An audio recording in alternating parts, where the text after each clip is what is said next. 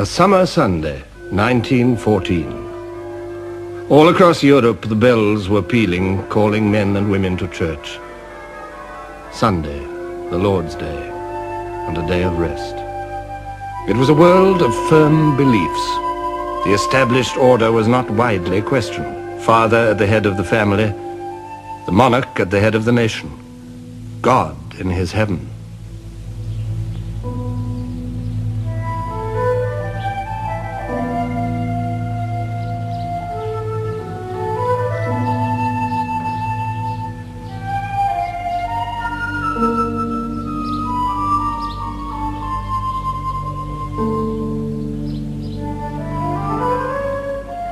Sunday after church was a day of quiet pleasures. Little Donny daydream cried of Idaho, so now you know. And when you go, you'll see there's something on her mind. Don't think it's you, 'cause no one's gonna kiss that gal but me.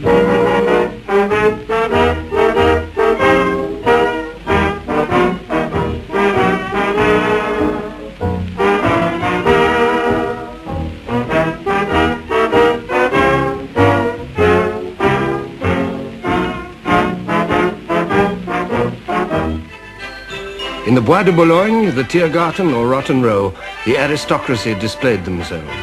Carriages, servants, dazzling clothes.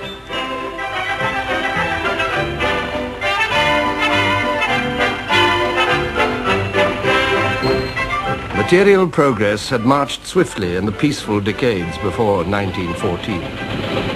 It was a world of novelties, clashing with established ways. Wireless and telephones, motor cars and motorcycles, electric light and electric trains, submarines and airships. A world humming with new energy and power. But under the smiles, the relaxation, it was a world of tensions. The old order, with its economy based on land and its society based on owning land, was in conflict with the new order of industry and teeming cities.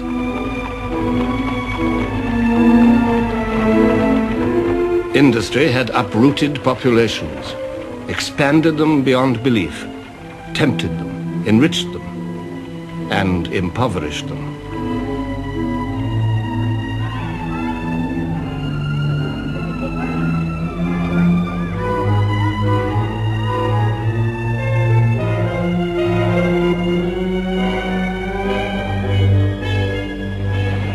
The peace of Europe in 1914 was a fragile thing. On the idle hill of summer, sleepy with the sound of streams, far I hear the steady drummer, drumming like a noise in dreams.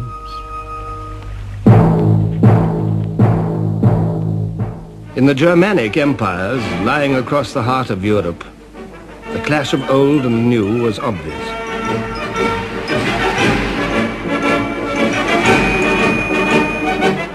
Under the leadership of Prussia, under Bismarck, the Iron Chancellor, Germany had emerged as a nation and as a world power. In 1871, her 39 separate states, after centuries of discord, had united at last. The kings of Saxony and Bavaria, the princes, dukes and electors, Brunswick, Baden, Hanover, Mecklenburg, Württemberg, Oldenburg, all paid allegiance to the King of Prussia, the Kaiser. This unity fulfilled a deep wish in German hearts. It gave them a sense of destiny. Even the leadership of Prussia was better than insignificance, and with unity had come an extraordinary upsurge of energy and expansion.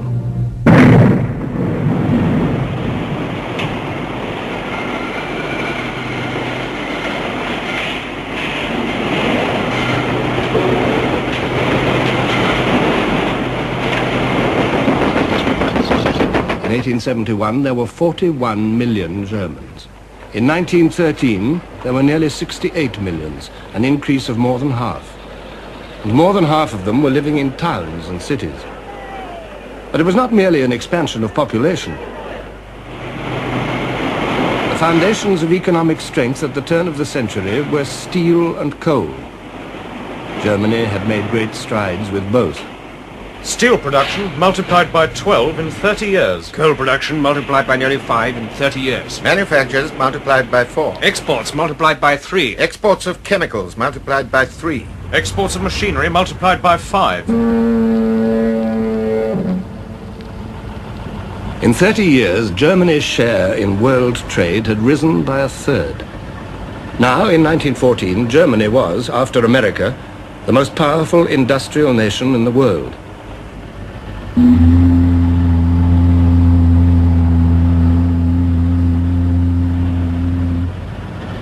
The epitome of her industrial might lay in the firm of Krupp. Essen, city of steel, where the first Krupp factory was built, became, by 1902, a great city with its own streets, its own police force, fire department and traffic laws. There are 150 kilometers of rail, 60 different factory buildings, 8,500 machine tools, 7 electrical stations, 140 kilometers of underground cable and 46 overhead. Germany delighted in the prowess of Krupp's. When Alfred Krupp died in that year, the Kaiser attended his lavish funeral and called him a German of the Germans.